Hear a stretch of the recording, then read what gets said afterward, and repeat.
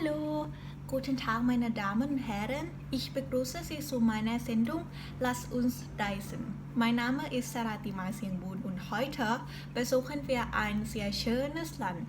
Dieses Land liegt in Südostasien. Es hat sogar den Namen das Land des Lächelns.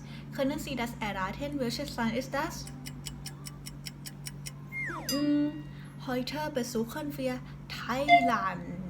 Ja, genau. Aber es gibt sehr viele schöne Städte in Thailand. Wohin sollen wir reisen? Bangkok, Krabi oder Chiang Mai? Heute besuchen wir eine kleinere Stadt, Nan, die im Norden Thailands liegt. Aber vielleicht haben Sie noch nie von dieser Stadt schon mal gehört. Aber jetzt werden wir von dieser Stadt kennenlernen. Nan ist einer der 76 Provinzen Thailands, die im Norden Thailands liegt. Die Provinz Nan liegt neben den Provinzen Uttaradit, Phrae und Phayao. Im Norden und Osten grenzt Nan an Chayaburi von Laos. Außerdem liegt Nan im abgelegenen Talbereich, wo der Nan-Fluss durchfließt. Nan ist umgeben von bewaldeten Bergen, dem Phi Pan Nam Gebirge im westlichen Teil und dem Luang Prabang Gebirge im östlichen Teil. Die Provinz Nan ist eine der nördlichen Provinzen, die ihre eigenen Charme hat.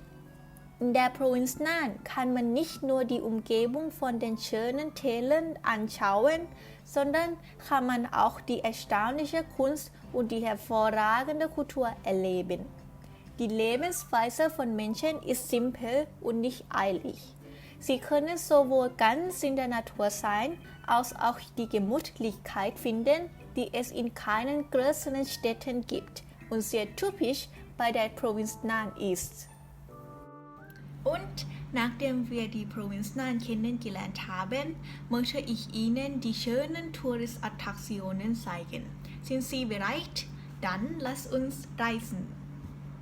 Der erste Ort, den ich Ihnen zeigen möchte, ist das Wat Phú Minh. Wat Phú Minh oder Phú Minh Tempel ist eine der bekanntesten Touristenattraktionen in der Provinz Nan. Der Tempel wurde im Jahr 1596 von Phrachau Tetabut Promin, dem damaligen Herrscher von Nan, errichtet.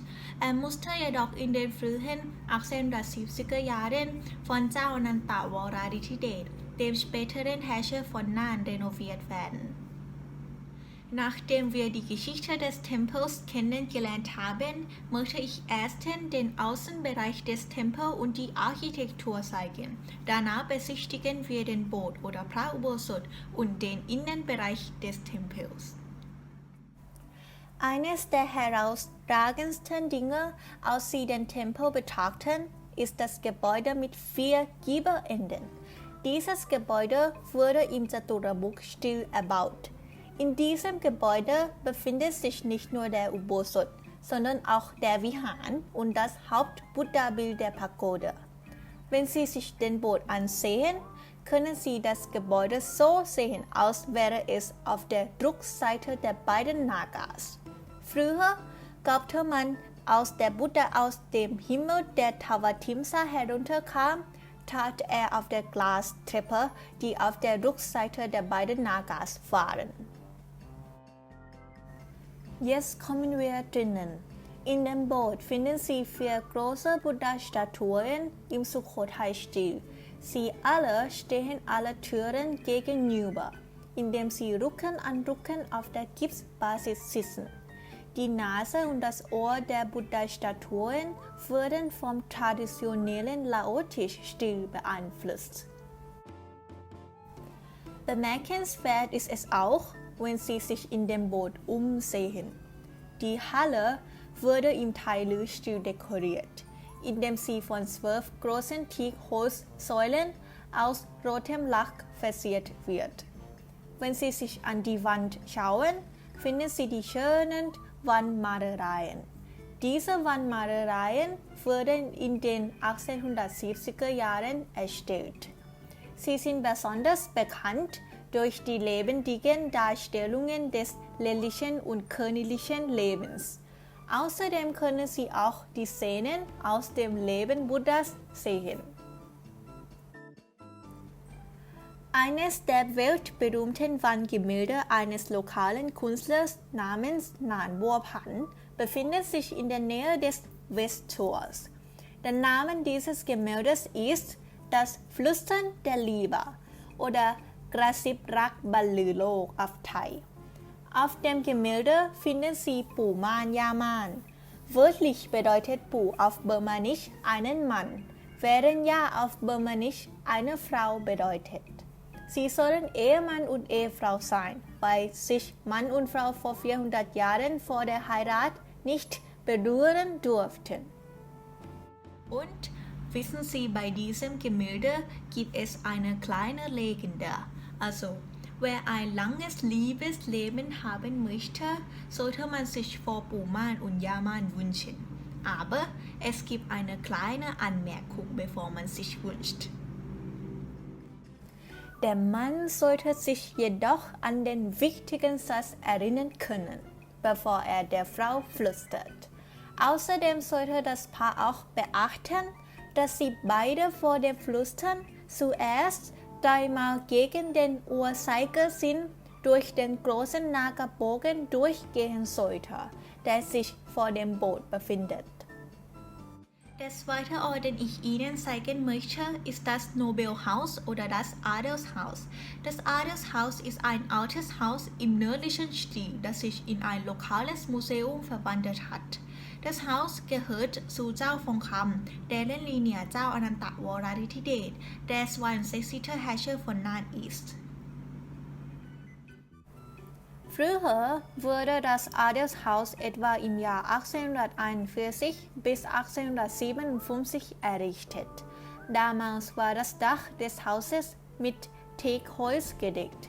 Später wurde das Haus jedoch rekonstruiert, indem das Dach mit Lehmziegel dekoriert wurde. Das Adelshaus kann Sie aufgrund der Schönheit des Hauses im Lanna-Stil beeindrucken. Vor dem Haus sehen Sie die Treppe mit der Dacheindeckung. Der Dachgiebel besteht aus Tonziegel. Außerdem besteht das Haus aus Teakholz und hat einen hohen Keller. Das Haus wird durch Bohren von Holz und Eindringen in das Holz mit Holzriegeln zusammengebaut. Es besteht insgesamt aus 4 Häusern, die in verschiedenen Arten von Räumen unterteilt sind, nämlich ein Schlafzimmer, ein Wohnzimmer, eine Küche und einen Besteckraum. Sie alle sind durch Terrassen und Korridore verbunden. Darüber hinaus wurde das Adelshaus 2012 von der Association of Siamese Architects mit dem Conversation Building Award für den herausragenden Architekturgehäusetyp Kum Zhao ausgezeichnet. Kum Zhao bedeutet wörtlich das Adelshaus. Erstens zeige ich Ihnen das Erdgeschoss unter dem Nobelhaus, das auf Stelzen gebaut wurde. Im Erdgeschoss können Sie die Einheimischen sehen, wie sie die Produkte des traditionellen Lanna-Stils wie Textilien der Marke Nan präsentieren. Darüber hinaus demonstrieren sie das traditionelle Weben, einen Prozess des Spinnens von Baumwollfaden und die Färbung. Außerdem gibt es eine kleine Show. Die Einheimischen singen die lokalen Lieder, die sehr bekannt in der Provinz Nan sind. Und wenn Sie das Nobelhaus hier besuchen und möchten das Textil wie die Nordländer tragen, können Sie es hier kaufen. Es gibt viele verschiedene Arten von Textilmustern, wie zum Beispiel das fließende Wassermuster, das Wassertropfenmuster, das Bohrsurgmuster und das kühne Karo-Muster. Als nächstes möchte ich Ihnen den oberen Stock des Adelshauses zeigen. Der erste Raum, in den wir kommen, ist der Raum Na Hong oder der vordere Raum. Na bedeutet die Vorderseite und Hong bedeutet ein Haus oder eine Residenz. Dieser Raum ist der heiligste Ort im Haus. da sich dort der buddhistische Altar, die reichen Urne und die Fotos der Vorfahren befinden. Der Raum wurde zur Beurteilung des Problems im Haus verwendet. Es wird angenommen, dass Menschen in diesem heiligen Raum nicht vor den Vorfahren lügen. Danach kommen wir in die Küche. Diese Küche heißt Kruafai, was wörtlich die Feuerküche bedeutet. Früher war die Küche der Nordländer vom Haus getrennt. Zum Kochen legen sie 3 Steine in den Herd. Über dem Herd befinden sich die Regale aus Bambus, in denen Utensilien und Zutaten zum Kochen aufbewahrt werden. Es gibt viele Regeln und Glauben in dieser Feuerküche. Zum Beispiel können Sie den Topf nicht auf dem Herd lassen, nachdem Sie mit dem Kochen fertig sind. Es wird angenommen, dass Sie in Ihrem Leben keinen Erfolg haben werden. Außerdem, wenn Sie ein junges Mädchen sind, können Sie den Behälter auch nicht stapeln. Es wird angenommen, dass Sie viele Ehemänner haben werden. Schließlich kommen wir in den Bestickraum. Früher war dieser Raum nicht der Bestickraum, sondern er war eine Scheune. Später wurde es in den Bestickraum umgewandelt. In diesem Raum können Sie viele Arten von Silberwaren sehen, die der alten Familie gehörten, wie zum Beispiel silberne Schale, silbernes Tablett mit Sockel und silberne Accessoires. Der dritte Ort, den ich Ihnen zeigen möchte, ist die Nan Riverside Art Gallery. Wir werden die Kunst von der Provinz Nan mehr kennenlernen. Die Nan Riverside Art Gallery wurde von Kun Vinay Prapripu, einem berühmten einheimischen Künstler aus Nan, gegründet. Nachdem er jahrzehntelange Berufserfahrung mit Kunst gesammelt hatte, beschloss Kun Vinay aufgrund seines Interesses an Kunst in seine Heimatstadt zurückzukehren, um die Kunstgalerie zu gründen. Sein Ziel ist, Menschen und Jugendlichen in der Provinz Nan die Schönheit der Kunst zu vermitteln. Schließlich wurde das Museum im Jahr 2004 offiziell eröffnet. In dieser Galerie gibt es 2 Stockwerke, in die wir besichtigen können. Erstens zeige ich Ihnen das große Gebäude im Obergeschoss. Dort können Sie die persönlichen Gemälde Ihrer königlichen Hoheit Prinzessin Mahachakri Sirinthorn finden. Die Prinzessin Sirinthorn war 3-mal zur Einweihungsfeier. Außerdem können Sie die Ausstellungen der Kunstgalerie von anderen Künstlern sehen. Und jetzt kommen wir nach unten. Im Erdgeschoss besichtigen wir Nan Bopan Home, eine Dauerausstellung über Nans Tempelwandbilder. Diese Ausstellung verehrt den legendären Künstler Nan Bopan, der für die Wandmalereien in Wat Phu Min, Wat Nong Bua und Wat Prathat Chang Kham verantwortlich ist. Darüber hinaus gibt es die anderen Räume für die Künstler der neuen Generation, deren Kunstwerke aber nicht zu groß sind. Außerdem gibt es andere Dienstleistungsbereiche in dieser Galerie, zum Beispiel Souvenirgeschäft und Café. Im Erdgeschoss kann man bei wichtigen Ereignissen die Skulpturen, Live-Musik und Live-Malen anschauen. Nachdem wir den Tempel, das lokale Museum und die Galerie belustigt haben, möchte ich Ihnen die wunderbare Natur zeigen. Jetzt können wir die Atmosphäre von der Provinz Nan genießen und uns ausruhen. Hier sind wir in dem Sina National Park. Der Sinan Nationalpark umfasst die Fläche von etwa 900 Quadratkilometern. Dieser Nationalpark ist so groß, dass er in 3 Gegenden umfasst, nämlich Vieng Sa, Na Noi und Na Mueang.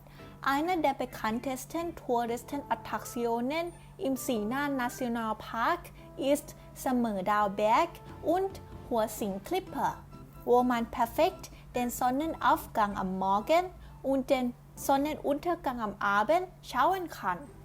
Außerdem können Sie das Nebelmeer am Morgen genießen, da hier der beste Ort ist, wo man es schauen kann. Und in der Nacht ist es auch sehr angenehm und genießbar, da Sie sehen werden, wie die schönen Sterne und die wunderbaren Lichter erscheinen. Am Tag ist der Nationalpark ein Ort, wo man am besten wandern kann. Insbesondere wenn Sie gerne wandern, können Sie von runter bis in die Hua-Sing-Klippe wandern. Andererseits, wenn Sie nicht so gerne wandern, können Sie auch mit dem Auto bis in die Klippe fahren.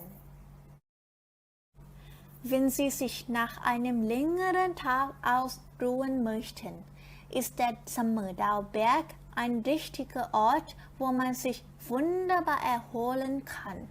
Wenn Sie in den klaren Himmel anschauen, sehen Sie die schönen Sterne. Außerdem würden Sie so ein Gefühl haben, als ob Sie die Sterne greifen könnten, weil Sie sich sehr nah mit den Sternen fühlen würden. Dort kann man die Aussicht mit seiner Liebsten oder Familie genießen. Es wäre eine schöne Erinnerung, die Sie nicht vergessen würden. Und wie hat Ihnen die Touristenattraktionen gefallen? Mir hat sie ganz gut gefallen. Bisher danke ich Ihnen, dass Sie bis Ende des Videos schauen und hoffentlich würden die Provinz Nan auf Ihrer Urlaubscheckliste nach der Quarantäne stehen.